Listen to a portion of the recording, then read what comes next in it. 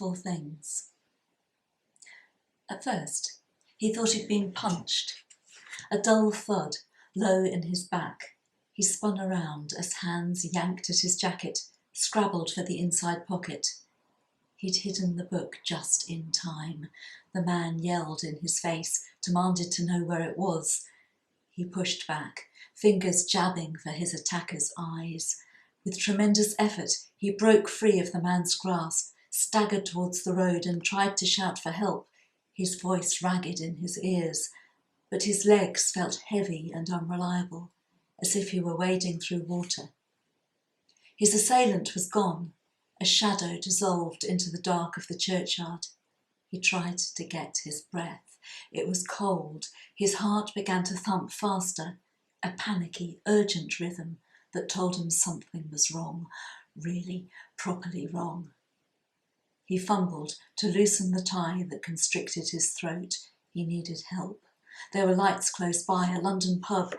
He stumbled to the door and pushed his way in. It smelled of warm beer. A handful of men looked up. "Shit, you're bleeding, mate." A man with wide eyes, staring at the floor beneath his feet. His trousers were soaked through, he realised, sticking to the back of his thighs. He brought his hand round from the ache in his back, held it before his eyes. It was gloved in red. A million flies buzzed in his ears as he struggled to make sense of what he could see. The glare hurt after the dark churchyard. The world lurched.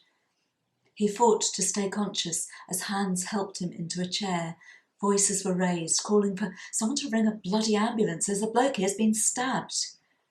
A woman emerged from the wall of bodies and pressed a cloth against his side. The buzzing was so loud now he couldn't hear the words coming from her pale lips. She was trying to help. Surely someone would know what to do. Someone could stop this. He looked down, saw a dark pool around the chair. Oh, Christ. He didn't have much time. He needed to tell someone. He reached out, saw the woman recoil as he smeared crimson onto her white t-shirt. "Cut," he said. "Cut is..."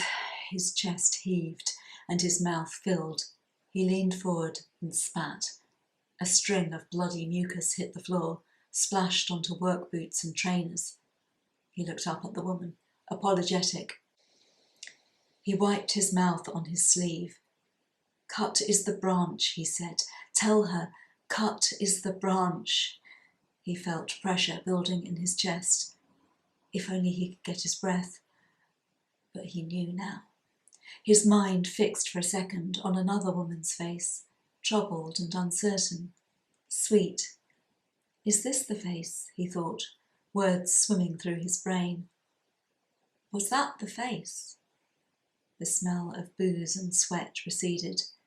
A Deptford pub, he thought. How very appropriate. He wanted to laugh. The laugh became a cough. And then the blood came.